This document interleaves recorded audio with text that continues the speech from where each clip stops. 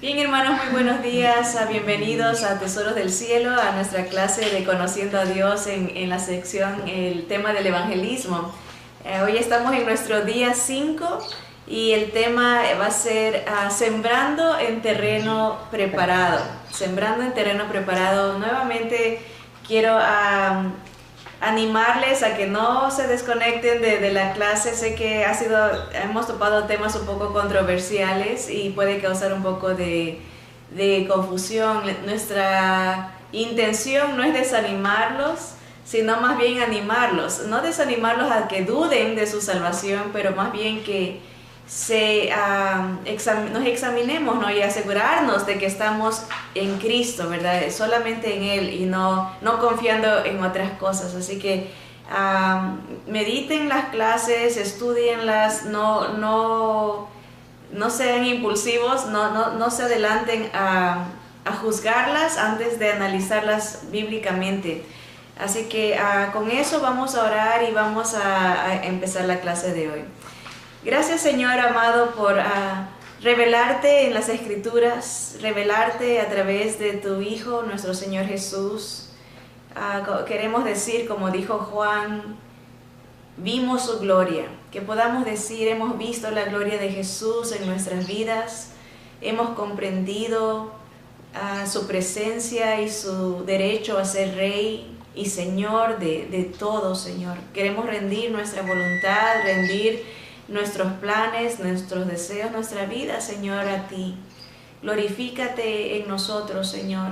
Que podamos orar como oraba nuestro Señor Jesús, decir, te he glorificado, les he dado tu palabra.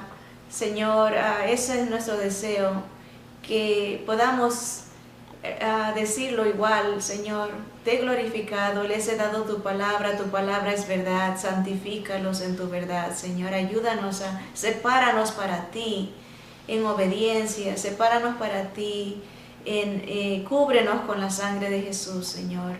Gracias por su sacrificio, gracias, Señor, por todo lo que Él logró, lo reconocemos, lo exaltamos, levantamos en alto porque Él es digno de toda la alabanza, Señor. Y es en su nombre que oramos. Amén, amén. Amén. Bien, hermanas y hermanos, hay verdades prácticas que no debemos de olvidar cuando vamos a compartir las buenas noticias del Evangelio. Y esas verdades son que cuando Dios tiene la intención de llenar un alma, primero la vacía, ¿verdad? Eso estudiamos la semana pasada. Si Dios quiere llenarnos con su palabra, Él necesita sacar cosas que están estorbando ahí. Mientras no veamos la necesidad de un Salvador, no lo buscaremos. Esa es la realidad. Cuando uno enseña o cuando aconseja o cuando predica, debe de tener eso en mente, que Dios quiere tratar con nosotros primero vaciándonos de nosotros mismos, de todo lo que esté llenando u ocupando el lugar del Señor en nuestra vida, y para que podamos entender que hay necesidad de un Salvador, entender que hay necesidad de un Rey, de un Señor, ¿verdad? Así que eso es importante tener en mente cuando uno enseña, de que cuando va a aconsejar, ¿verdad? No siempre, y aquí quiero aclarar, hemos dicho en la clase que a veces cuando se nos pide oración, nosotros rápido vamos a pedir por sanidad y vamos a pedir por lo que nosotros pensamos que es lo que le conviene a esa persona, humanamente hablando. Pero Dios quiere que veamos desde el punto de vista de Él. Hay veces que el Señor está usando esas pruebas, esas enfermedades, esas angustias, esos dolores para tratar con el individuo porque lo quiere vaciar. Hay veces que hay orgullo en la persona, a veces hay vanidad en la persona, a veces hay autosuficiencia en el individuo, y el Señor quiere sacar eso para poder abrirle los ojos a la necesidad de un Salvador y a la realidad de que el Señor desea ser Rey de nuestra vida. Entonces, nuestros consejos tienen que ser alineados a la voluntad del Señor, ¿verdad? No rápidamente darle la solución a nuestros ojos, sino más bien analizar que Dios está tratando con esa persona. Debemos de ser sensitivos a eso. También recordemos que estos principios se ven en cómo Dios salva almas. ¿Cuáles son estos principios? Que la gente no tiene lugar para las buenas noticias del Evangelio si sus vidas están llenas de esperanzas falsas. Cuando hablamos con alguien y se siente que está bien con Dios, que no necesita, no hay lugar para la palabra del Señor ahí, porque esa persona se siente segura, se siente confiada en cualquier cosa que ve como solución. Entonces, eso para que nosotros no nos desanimemos cuando hablamos con alguien y vemos un tanto de rechazo.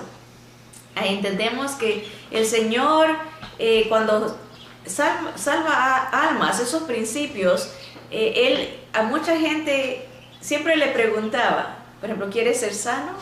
Y para escuchar de la persona el deseo de mejoría espiritual, el Señor, cuando la persona decía así, decía que le daba salvación, le ofrecía, porque la persona tiene que tener apertura a su necesidad, en un entendimiento. Por eso, un principio es que si la gente no tiene lugar para las buenas noticias del Evangelio, cuando sus vidas están llenas de falsas esperanzas. 2, dice, Dios no llena una vida que ya está llena de esperanzas falsas, por lo tanto, es seguido la tarea del mensajero empezar enfatizando las verdades que Dios usa para exponer las falsas esperanzas, ¿verdad? O sea, ahí entra un análisis, un discernimiento que Dios nos da cuando estamos hablando con alguien, en qué está confiando la persona, y eso se va a discernir por lo que uno escucha. La gente, cuando uno habla, revela el corazón. Por eso es interesante, cuando uno habla con la gente, se revela en el hablar, en lo que la persona confía, en lo que, si la persona está muy llena de vanidades, si está llena de autosuficiencia, lo revela en el hablar, ¿verdad? Si solamente habla de sí mismo, de sus logros, de sus deseos, es todo un mundo de egoísmo, ¿verdad? Y entonces el Señor le va llevando en la conversación a la necesidad de esa persona de dejar esas falsas esperanzas y de buscar al Señor verdaderamente. Vimos en la clase pasada que Dios da instrucciones de cómo dar su palabra usando el ejemplo del sembrador.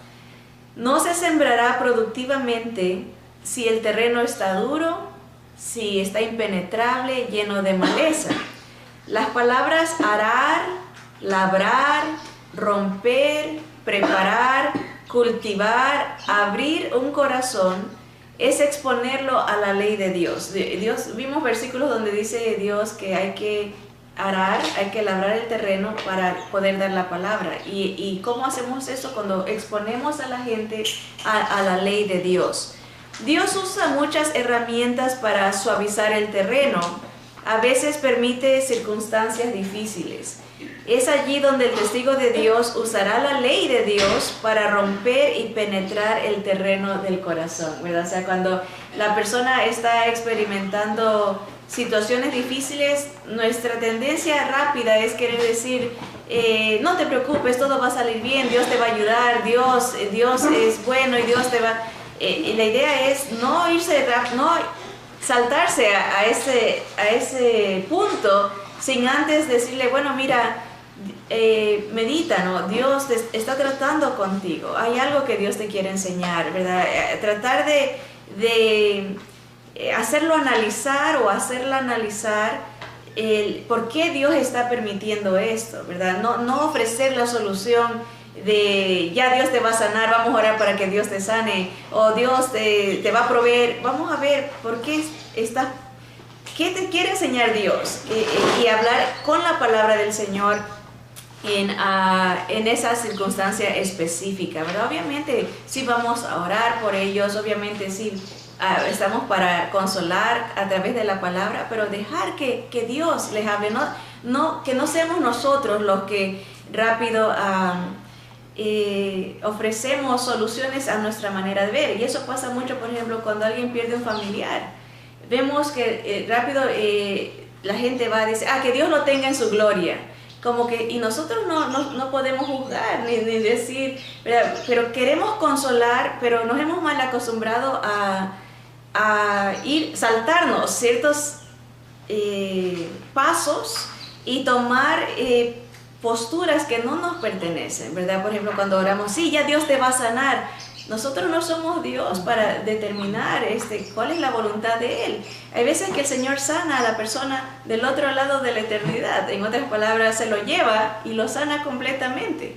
Esa es una manera que Dios sana a alguien cuando ya no está sufriendo, no está completo, ¿verdad? En un cuerpo perfecto, está con el Señor en completa paz y completo gozo. Y nosotros pensamos que solo la sanidad es de este lado. Pero ¿qué tal si el Señor sana a alguien llevándoselo?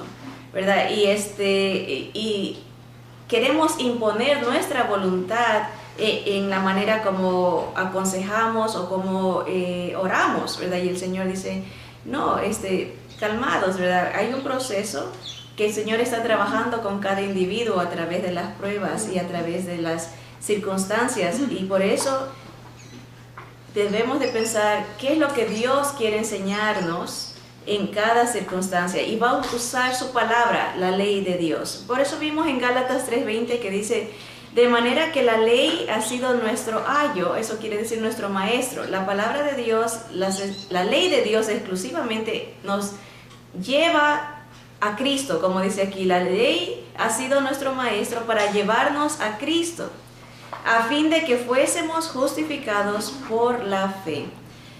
Bien, entonces vamos a ahondar un poquito más en esta idea de que Dios tiene que vaciarnos para poder llenarnos. Primero nos vacía para después llenarnos. El vaciarnos, nuestra condición delante de Dios. Romanos 3 del 10 al 20 nos da una descripción de cómo nos ve Dios. Este es un espejo para nosotros, no es un espejo. No es un telescopio para ver a los demás, sino es un espejo para vernos nosotros mismos. Así nos ve Dios. Sin Jesús, así nos ve Dios. Por muy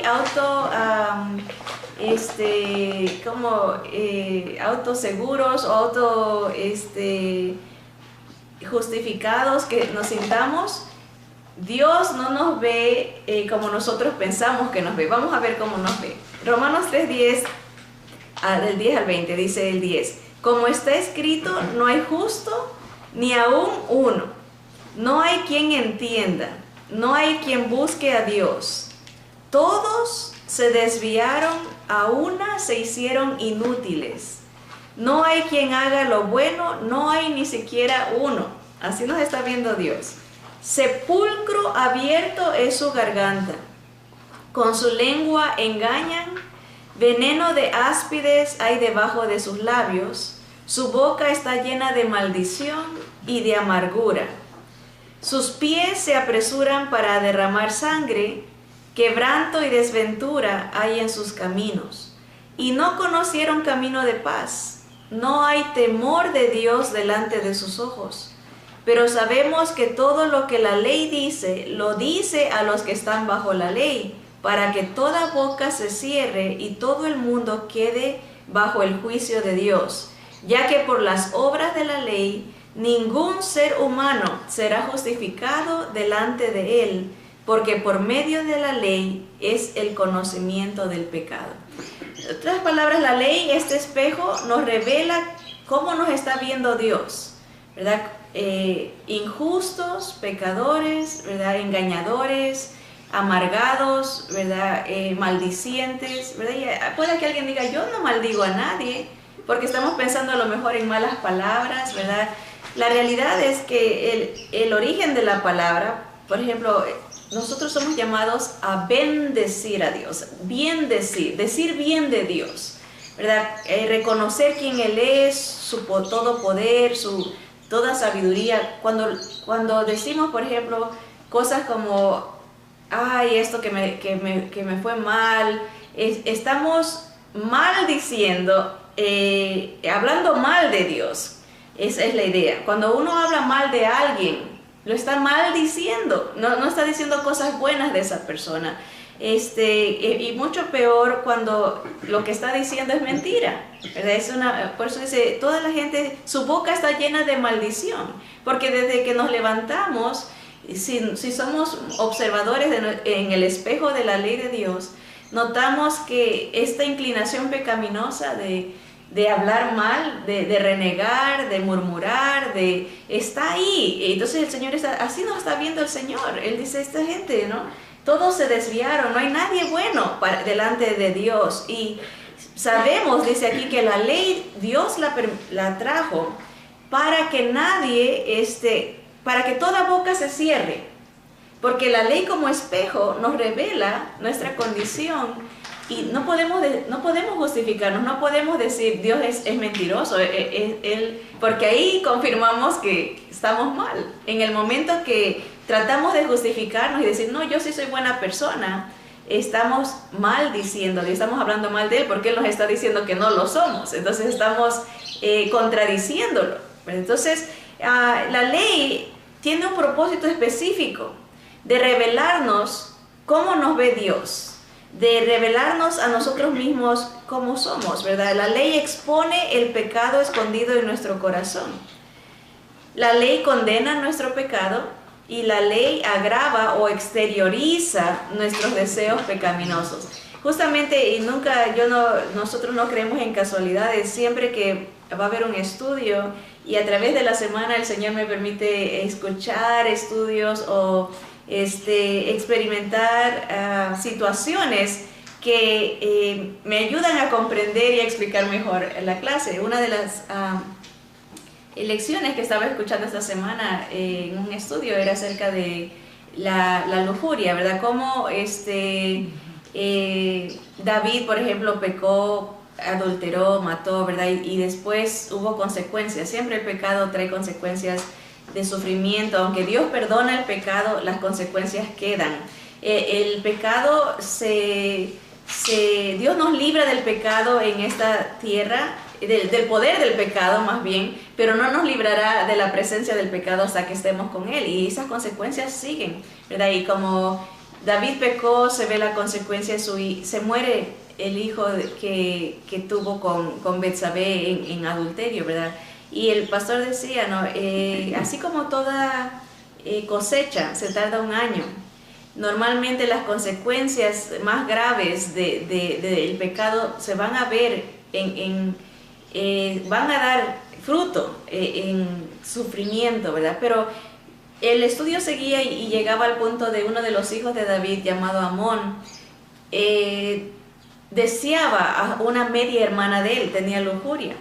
Y el pastor dijo esto que me llamó mucho la atención, porque a veces pensamos que nosotros pecamos, pensamos que somos pecadores cuando pecamos, ¿verdad? Hay gente que dice, oh, yo no he adulterado, ¿verdad? Porque siente que no ha hecho eso, cree que no es adúltero, ¿verdad? Pero él explicaba que el pecado, nosotros no somos pecadores porque pecamos, sino que pecamos porque somos pecadores. Es al revés, y aunque pareciera muy sencilla la declaración, lleva una verdad profunda teológica.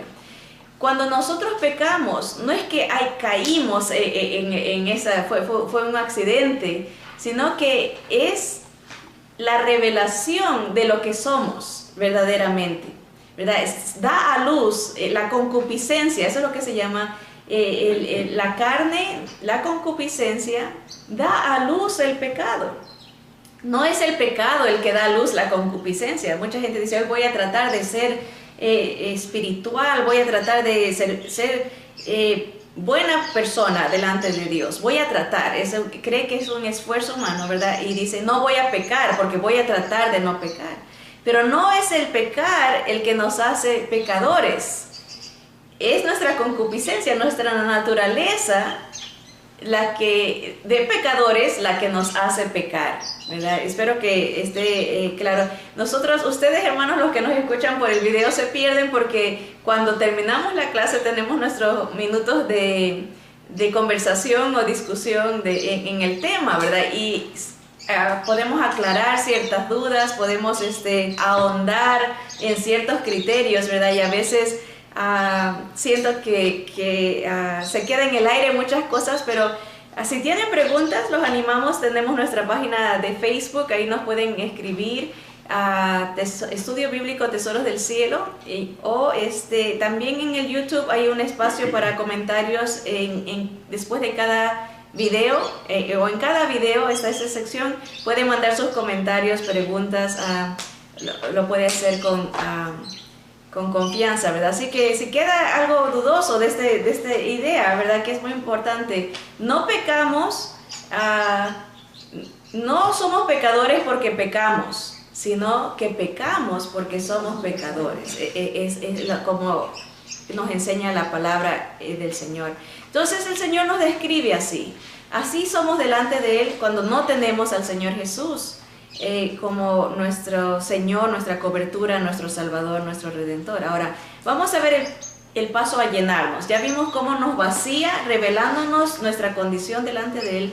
Ahora, ¿cómo nos va a llenar? Pasos para ser llenados. Mateo 5 nos revela algo que es muy conocido como las bienaventuranzas. Es muy popular esa porción bíblica, se ha hecho fotos de eso, se hace cuadros de las bienaventuranzas, están casi por todos lados. Pero lamentablemente se las aplica de una manera no bíblica y equivocada cuando leemos las escrituras a nuestro antojo y no cotejándolas con la misma palabra. Las escrituras se interpretan a sí mismo. Ahora, Mateo 5, 3 al 6 dice lo siguiente: bienaventurados los pobres en espíritu, porque de ellos es el reino de los cielos. Bienaventurados los que lloran, porque ellos recibirán consolación. Bienaventurados los mansos, porque ellos recibirán la tierra por heredad. Bienaventurados los que tienen hambre y sed de justicia, porque ellos serán saciados. Estos versículos no solo dicen cosas importantes, sino que lo dicen en un orden específico. Hay un proceso aquí y el proceso acaba con la persona siendo saciada con justicia, ¿verdad? Van paso por paso, nos va diciendo lo que van experimentando y al final termina diciendo ellos serán saciados, ¿verdad? Y eso es lo que queremos encontrar, cómo Dios nos llena, ¿verdad? Ya si nos vacía revelando nuestro pecado, nuestra condición pecaminosa, ahora cómo nos llena. Esa frase describe perfectamente, estas bienaventuranzas, lo que llamamos bienaventuranzas, describen perfectamente la salvación de un alma. O sea, eso es lo que se nos está describiendo aquí en Mateo 5, en las bienaventuranzas, es el proceso que está pasando alguien antes de ser salvado por el Señor. Es el proceso de salvación de un alma. ¿Cómo puede una persona, de acuerdo a Jesús, ser llena de justicia? Si Dios nos describe como injustos, como malvados, ¿verdad? Como no buenos, como perdidos, como pecadores, ¿cómo es que el Señor dice ahora puede ser llenos de justicia? Vamos a ver cómo nos explica el Señor. Dice, solo aquellos que tienen hambre y sed de justicia son los que pueden ser saciados. Solo hay una manera en que una persona autosuficiente viene a tener hambre y sed de Dios, y ese proceso se explica del versículo 3 al 5. Y ahora esto lo hemos escrito de una manera personal, ¿verdad? Porque no queremos decir la gente tiene que hacer esto o el individuo tiene, sino lo que nosotros tenemos que hacer y personificarlo, ¿verdad? Hacer un examen personal, ¿verdad? ¿Cómo el Señor nos llena de su justicia? Dice el versículo 5, cuando tenemos hambre y sed de esa justicia. ¿Qué quiere decir eso? Lo vamos a explicar. Primer paso, el que está espiritualmente en bancarrota. Eso lo dice el versículo 3, dice, bienaventurados los pobres en espíritu, porque de ellos es el reino de los cielos. El pecado nos ciega, nos lleva a bancarrota espiritual, ¿verdad? Y nos dice después que nuestra cuenta espiritual está bien. Cuando uno está en pecado, en desobediencia a Dios, sin Jesús, piensa que está bien, no necesita a Dios, está a tono con la voluntad de Dios. Eso es lo que el pecado hace en nuestra vida, nos hace creer que estamos bien, aunque estamos completamente en bancarrota. Dios toma al que se cree espiritualmente rico y le muestra con la palabra, va a ser con la ley, con la palabra de Dios, le va a mostrar que es pobre. Cuando uno cree que está espiritualmente bien, Dios le va a revelar que no. ¿Cómo lo despoja de su inflada estimación espiritual? Bueno, lo confronta con la grandeza del Dios no creado a la luz de Dios mismo. Es Dios el que se revela. Cuando uno se confronta con ese Dios perfecto, un Dios que todo lo sabe, que todo lo escudriña, aún las palabras antes de que las digamos, que conoce nuestras motivaciones, un Dios que ve en lo oscuro, ve como que si fuera de día, la grandeza y la sabiduría de Él, un Dios que ya sabe nuestro fin, antes sabe el fin desde el principio, un Dios tan grande, nos hace sentir nuestra verdadera condición, ¿verdad? Eso, así nos va a confrontar el Señor. Cuando nos creemos mucho espiritualmente, el Señor se nos revela a través de su palabra tal y como Él es. Cuando conocemos cómo Él es, empezamos a entender nuestra condición delante de Dios. Cuando se contempla la inmensidad de Dios, se reconoce nuestra pequeñez. Ese es un hecho, ¿verdad? No sé si ustedes han ido a ver el cañón de... ¿Cómo se llama el que está ahí cerca de...? El Gran Cañón, ¿verdad? O una montaña, ¿verdad? Cuando uno está enfrente del mar, que son infinitamente pequeños en comparación al Creador. Cuando uno se para ahí, ¿cómo se siente uno? Como pequeñito, ¿verdad? La inmensidad, la grandeza de la creación. Imagínense estar enfrente de la grandeza del Creador, ¿verdad? A veces a mí me encanta ver fotos del espacio, ¿verdad? Las galaxias. Nosotros somos una de millones de galaxias y nuestra Tierra es infinitamente pequeña dentro de nuestra propia galaxia y hay millones de galaxias. Y esa creación, ¿cómo será nuestro Creador de grande? ¿Verdad? Y ese Creador, cuando nos enfrentamos delante de Él nos, como quien dice, nos desinfla de nuestra inflada actitud espiritual, estimación espiritual. La ley de Dios nos quita todo sentimiento de habilidad o grandeza espiritual, muestra que somos inútiles sin Dios, sin Jesús. Esa es nuestra condición, como lo hemos leído en Romanos 3. Entonces, ¿cuál es el primer paso de acuerdo a estas bienaventuranzas? Dice, ser honestos con Dios, reconocer que estamos en bancarrota espiritual. Bienaventurados los pobres, dice en la primera parte, los pobres en espíritu, porque de ellos es el reino del Señor. Reconocer nuestra condición delante de Dios.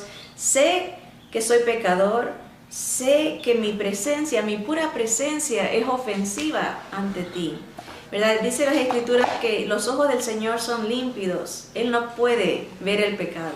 Él no puede habitar donde hay pecado. El cielo de los cielos es un lugar de perfección, donde habita Dios. Y Él no puede reconocer eso, Señor. Por eso cada profeta que veía a Dios, cada siervo que tenía un encuentro con Dios, caía con una confesión de decir, sé propicio, Dios mío, yo soy pecador, hombre de labios pecadores, ¿verdad? Entre gente pecadora, ¿verdad? Isaías gritó, dijo, me muero, voy a morir porque he estado en presencia de tuya, ¿verdad? Y eso, ser honestos con Dios primero, reconociendo que estamos en bancarrota espiritual. Ese es el primer paso a llegar a esta llenura que Dios quiere que tengamos. La consecuencia de no seguir este paso de reconocer, ser honestos con Dios, estaremos tratando toda la vida de ganarnos el amor de Dios con labores, deberes y actividades religiosas. Hay mucha gente que lucha, trabajando, sirviendo, porque quiere alcanzar un estatus de estar bien con Dios por sus obras.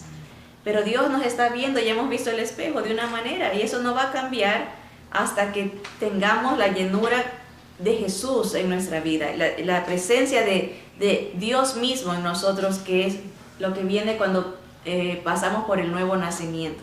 Entonces es el primer paso, ser honestos con Dios. Ahora vamos a leer lo que sigue. Dice el versículo 4, bienaventurados los que lloran, porque ellos recibirán consolación. Y eso le hemos puesto el doliente gozoso, que pareciera una aparente contradicción, una paradoja ahí. ¿Cómo puede estar uno doliendo y estar con gozo al mismo tiempo? ¿Cómo puede estar uno llorando y estar satisfecho, feliz? Bienaventurado quiere decir feliz, feliz, feliz. Feliz, feliz, feliz es el que llora. ¿Cómo puede ser eso? Bueno, vamos a ver. Cuando somos honestos con Dios, que es el primer paso, estamos listos para ser honestos con nosotros mismos. Odiamos lo que hacemos contra Dios, pero odiamos lo que somos delante de Dios también. Hay gente que se enfoca en no debes de hacer esto, no debes de hacer esto, no debes de hacer el otro. Y no es tanto solamente lo que se hace, sino lo que somos delante de Dios. Somos pecadores, ¿verdad? Entendemos que el problema va más allá de nuestras respuestas, nuestros hábitos, nuestro ambiente, nuestra crianza. Hay gente que se justifica y dice, bueno, yo soy así, tengo este problema porque todos me han desamparado.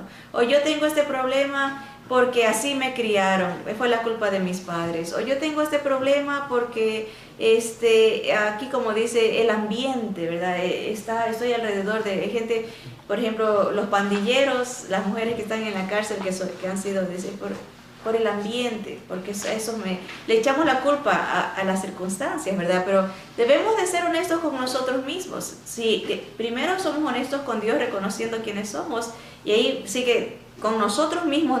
No es culpa del ambiente, no es culpa de los demás. Somos nosotros mismos los que producimos estos frutos de desobediencia. Comprendemos que pecamos contra un gran Dios porque nuestro corazón es pecaminoso. No es que pecamos porque, ahorita se me fue. Hay gente que dice, metí la pata, ¿verdad? Como que fue un accidente, accidentalmente hice eso. No, en realidad se reveló quiénes somos. Comprendemos que pecamos contra un gran Dios porque nuestro corazón es pecaminoso. Nuestras palabras, acciones, pensamientos van en contra de un Dios santo. Nuestra misma persona, nuestro ser, es ofensivo a Dios. Nacimos, crecimos y vivimos en pecado. Podemos disimular nuestras acciones, pero nunca podremos cambiar nuestra naturaleza. ¿Qué decía el Señor Jesús? Decía, ¿podrá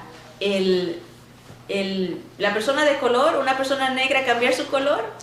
No. Dice, ¿podrá el leopardo cambiar sus manchas, ¿verdad? O el tigre. No, nosotros no podemos cambiar por nuestros esfuerzos. Es nuestra naturaleza, es quienes somos. Y como dice aquí, podemos disimularlas, pero nunca las podremos cambiar. Hay un ejemplo que dice que a veces que no podemos cambiar nuestra naturaleza. Por ejemplo, un árbol, si es un limón, ¿verdad? Aunque vayamos y le colguemos fresas o le pongamos naranjas o manzanas, seguirá siendo limón porque esa es su naturaleza, es la raíz, ¿verdad? Y a veces nos enfocamos en los pecados fruto, pero no nos enfocamos en el pecado raíz, ¿verdad? Y estamos luchando contra los frutos, pero no vamos al pecado raíz. Hay otro ejemplo, a veces hay gente que yo pudiera decirles, quiero ser asiática, ¿verdad? Me puedo ir a hacer una cirugía plástica y estirarme los ojos por fuera, ¿verdad? Puedo aprender mandarín, aprender a hablar otro idioma, puedo caminar como uno cree que, vestirme como alguien que a lo mejor tenemos en mente que así se viste un asiático. Pero la realidad es que mi genética, mi ADN revela que no lo soy, ¿verdad? Porque ese es mi origen, ¿verdad? Asimismo, espiritualmente a veces podemos tratar de disimular y hacer ver como que todo está bien espiritualmente, pero Dios ve la raíz, lo que somos. Sin Cristo somos, en realidad somos pecadores. Ahora, ¿qué nos queda hacer más que llorar? Por eso dice, bienaventurados los que lloran, los que reconocen su condición. Pareciera extraño que allí pudiera empezar la felicidad. Sin embargo, bienaventurados, dice, feliz, feliz, feliz los que lloran, porque ellos recibirán consolación. Ese es el segundo paso. ¿Cuál es? Ser honestos con nosotros mismos. Reconocer nuestra naturaleza pecaminosa. Y la consecuencia de no seguir el paso 2, de ser honestos con nosotros mismos, no se encuentra el gozo, ni hay consolación. ¿Verdad? Ahí vemos personas que pueden ir todos los días a la iglesia, pueden ayunar todo lo que quieran, pueden pasar vigilias todo lo que quieran, pero no hay paz, no hay gozo, porque es pura regla. No han sido honestos y reconocer su necesidad de Jesús, sino que quieren alcanzar el cielo con sus propios esfuerzos. No va a haber consolación. Por eso dice, bienaventurados los que reconocen su situación, porque ellos van a ser consolados. Pero ahí no acaba. A veces agarramos nomás una bienaventuranza. Bienaventurados los pobres en espíritu, porque ellos, de ellos es el reino de los cielos. No, esto es un proceso que va primero siendo honesto con Dios. Después, bienaventurados los que lloran, porque ellos van a recibir consolación. Va el proceso, siendo honestos con Dios, siendo honestos con nosotros mismos. Y vamos al versículo 5 para ver el tercer paso. El hombre manso, dice el versículo 5, bienaventurados los mansos, porque ellos recibirán la tierra por heredad. ¿Verdad? ¿Qué quiere decir eso? Cuando somos honestos con Dios, después lo somos con nosotros mismos. Entonces estaremos listos para ser honestos con los demás. La mansedumbre o la humildad es la ternura, la delicadeza con que tratamos a los demás. ¿Cómo podemos mantener una actitud arrogante hacia otros si reconocemos nuestra condición espiritual? Cuando ya somos honestos y sabemos lo que somos, no podemos presumirle a nadie. Cuando sabemos que somos pobres y nos avergüenza nuestro pecado, no podremos tratar a otros como que si somos superiores a ellos espiritualmente. ¿Cómo seguir viviendo pensando en lo que otros piensan de uno? Si ya uno sabe lo que uno es, ya no le afecta lo que otros están diciendo, porque uno ya reconoce su situación, su estado espiritual. ¿Cómo seguir viviendo acentuando nuestro bien hacer? ¿Cómo sacar en cara a otros, decir, mira, esto es lo que yo hago, mira lo que yo he hecho, mira lo que estoy haciendo? Porque reconocemos que en realidad por nosotros no podemos hacer nada. Y esta es la condición del ser humano sin Jesús. Siempre recuérdense en esto. Las bienaventuranzas es para alguien que está entrando en el proceso de entender su necesidad de un Salvador y está su alma siendo sujetada bajo la convicción del Espíritu del Señor, ¿verdad? Para poder sembrar la fe, la palabra del Señor. Está tratando Dios con nosotros. Primero, que reconozcamos, seamos honestos con Él, seamos honestos con nosotros mismos y ahora con nuestro prójimo, ¿verdad? El tercer paso es ser honestos con los demás, tratarlos con mansedumbre. La consecuencia de no seguir el paso 3 es de que seremos arrogantes, nos creeremos superiores a los demás, ¿verdad? Una persona que se cree espiritualmente superior andará señalando a los demás, ¿verdad? Andará condenando a los demás, que es lo más grave, ¿verdad? Porque podemos aconsejar, podemos corregir, podemos dejar que el Espíritu Santo redarguya a alguien a través de la palabra, pero nunca podremos o condenaremos a alguien cuando estamos con mansedumbre en nuestro corazón, ¿verdad? Entonces, bienaventurados los pobres, honestos con Dios, bienaventurados los que lloran, honestos consigo mismos, bienaventurados los mansos, honestos con los demás. Y viene el cuarto paso que está en el versículo 6, dice, bienaventurados los que tienen hambre y sed de justicia, porque ellos serán saciados. Y aquí viene la llenura. Ya Dios nos ha vaciado de nosotros mismos y reconocemos nuestra necesidad, nuestra hambre de Jesús, nuestra sed de justicia. Jesús es la justicia de Dios. Y ahí como que dice, nos apegamos a abrazar a este Salvador que tanto necesitamos. El hambriento y el sediento. Cuando seguimos los primeros pasos, pueda que pensemos, entonces, ¿qué me queda? No soy lo que pensaba, no soy el gigante espiritual, mis mejores esfuerzos me avergüenzan, me he enorgullecido de una vida falsa. Allí es el lugar donde el Señor nos espera traer. Ya vaciados de todo lo que llenaba nuestra alma, nos encontramos con hambre y con sed de lo que solo Dios puede dar. ¿Y qué es eso?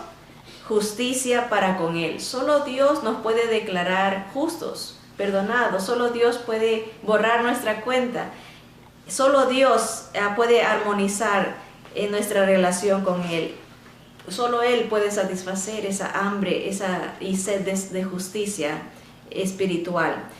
Estar a cuentas con Dios por medio de Jesús. Esa es la llenura, el saciarse de esta hambre y esta sed, de estar a cuentas por medio de Jesús, pertenecerle, estar en armonía con Él por medio de su Cristo, de su ungido, ¿verdad? De su Mesías. Esta es la persona a la cual el Evangelio no solo que son buenas noticias, sino que son las mejores noticias. Ahora ya está preparado el terreno para dejar que Jesús sea el Rey de nuestra vida, ¿verdad? Acuérdense que hemos dicho que eso de alzar la mano, de pasar adelante, de repetir una oración, no es bíblico. Fue inventado hace como 200 años y nos hemos mal acostumbrado a creer que alguien es creyente, es cristiano nomás por un acto. Y pueda que ese acto lo empiece, no estamos negándolo, pueda que la persona reconozca estos pasos, ¿verdad? Sea honesto con Dios, sea honesto consigo mismo, sea honesto con los demás en el momento que empieza a dar ese paso de fe. Pero, ¿qué viene después? Es lo importante, ¿verdad? Ese nuevo nacimiento, ¿verdad? Eso es dejar, como dice aquí, que el Señor Jesús sea el Rey de nuestra vida, el Rey, el Señor de nuestra voluntad, ¿verdad? Cuarto paso es desear la justicia de Dios, que es Jesús en nosotros. Jesús es la justicia. Él recibe el castigo. Jesús es la paz. Consecuencia de no seguir el paso número 4 es no encontrar paz para con Dios ni satisfacción. O sea, si alguien rechaza la justicia de Dios en Jesús, no tiene vida. El Señor mismo dijo, y esta es la condenación, que la luz vino al mundo, pero los hombres amaron más las tinieblas que la luz.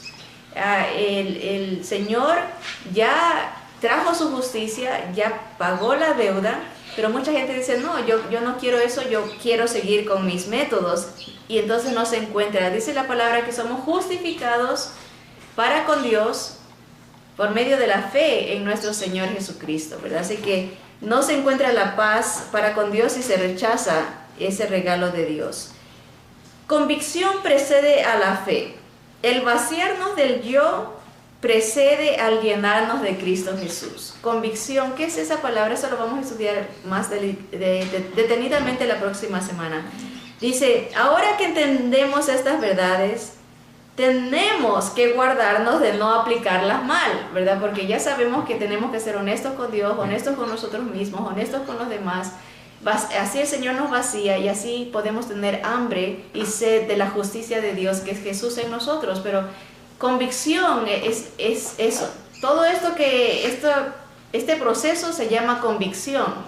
¿Y qué es esto? Convicción es más fácil entenderla lo que es cuando explicamos lo que no es convicción. Convicción no es dar pago, no es que yo voy a tratar de alcanzar la salvación. Muchas personas confunden la convicción con el querer ganarse la voluntad de Dios y el perdón de pecados. Y en parte, mucha culpa tienen los predicadores de cómo presentan la convicción.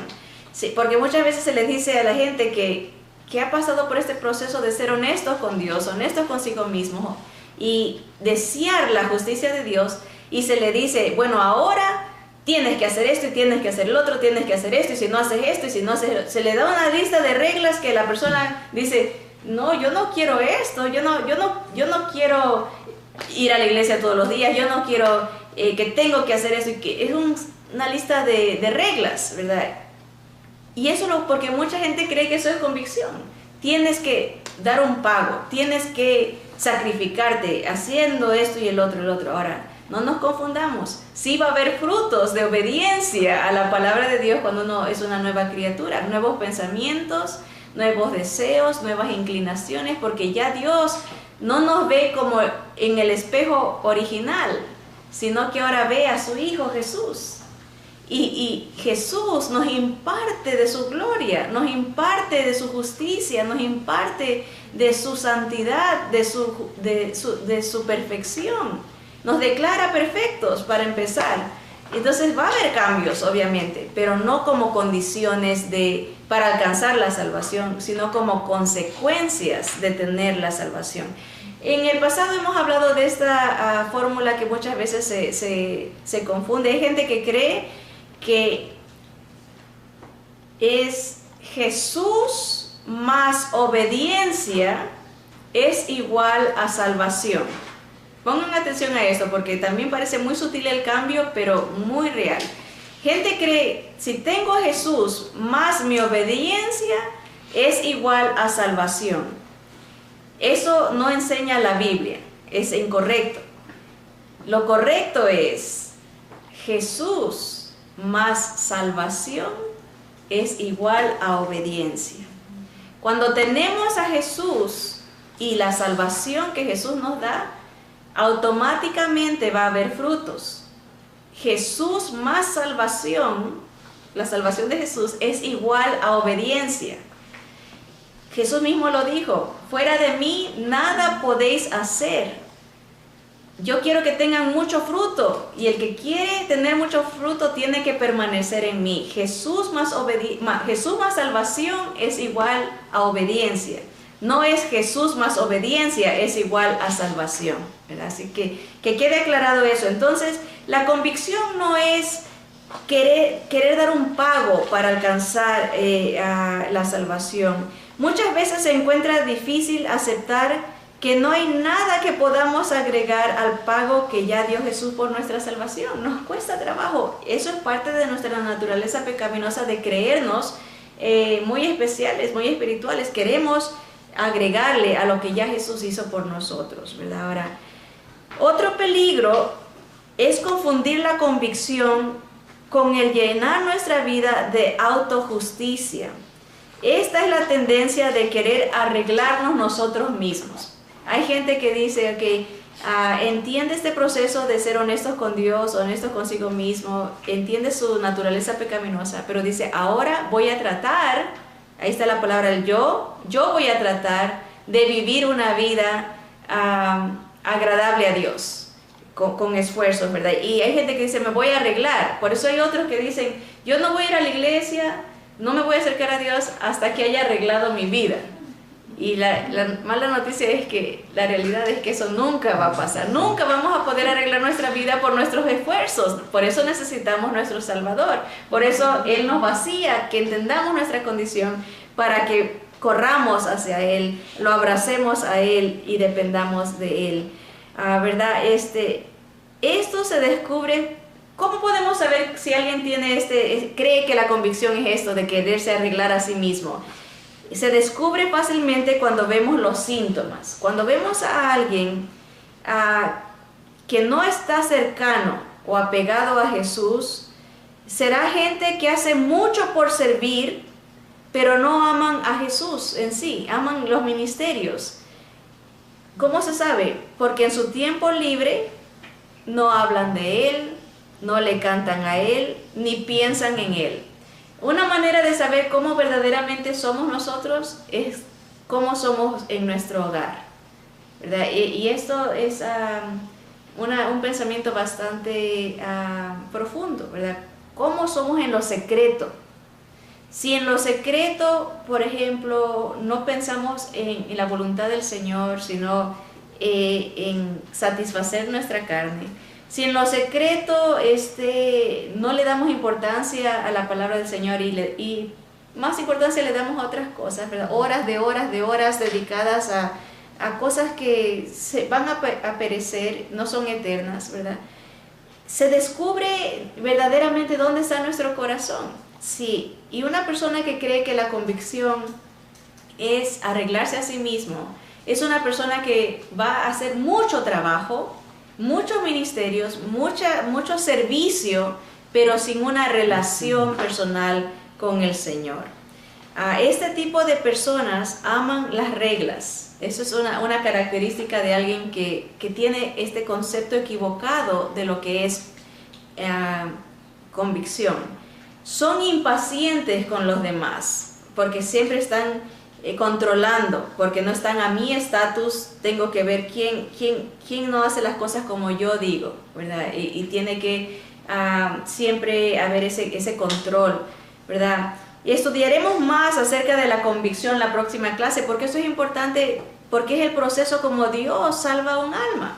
Y si estamos viendo que es un proceso de honestidad personal hacia Dios, hacia uno mismo, hacia el prójimo, y que ahí el Señor nos puede llenar, es muy importante saberlo hacer, ¿verdad?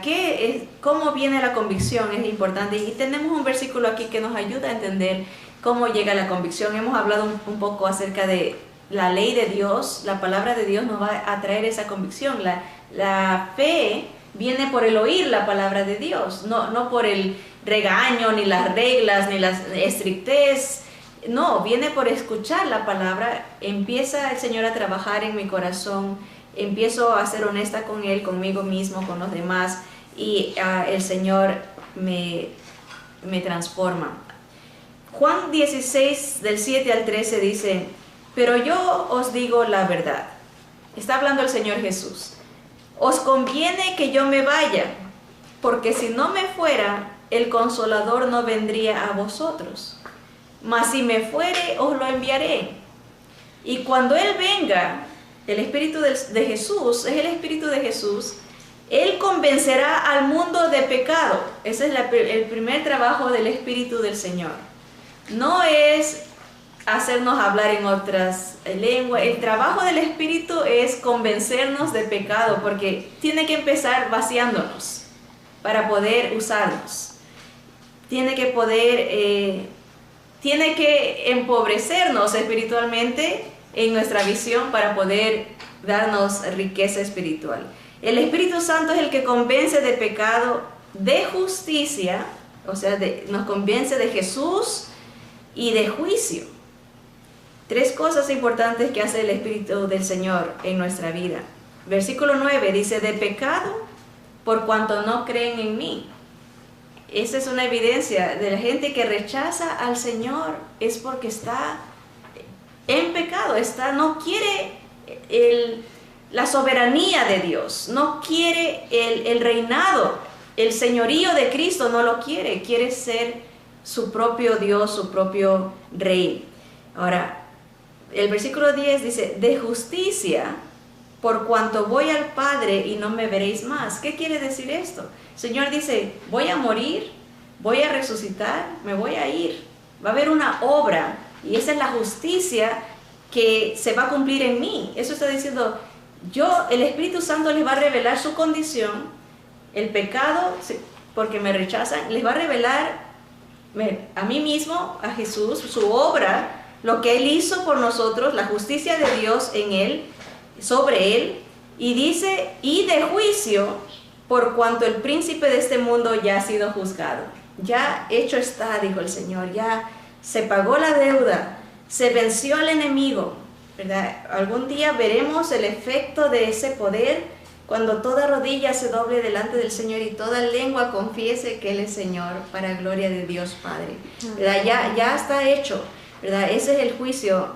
No tiene poder el enemigo ni el mundo ni el pecado sobre nosotros. Gloria a Dios por eso, ¿verdad?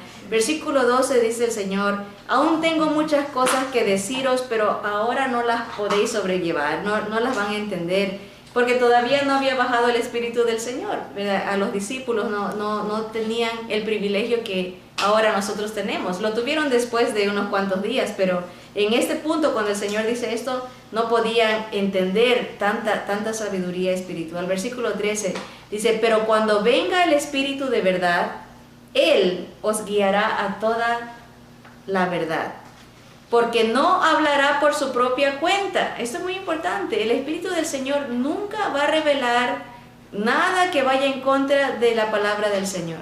Él va a hablar las palabras de Jesús, sino que hablará todo lo que oyere, lo que el Señor había dicho, y os hará saber las cosas que habrán de venir. Esto es una aplicación directa a los discípulos del Señor, a los apóstoles, que fueron recordados todo lo que el Señor dijo y lo que había de venir. Pero vemos la obra del Espíritu en este proceso de cómo un alma se salva, ¿verdad?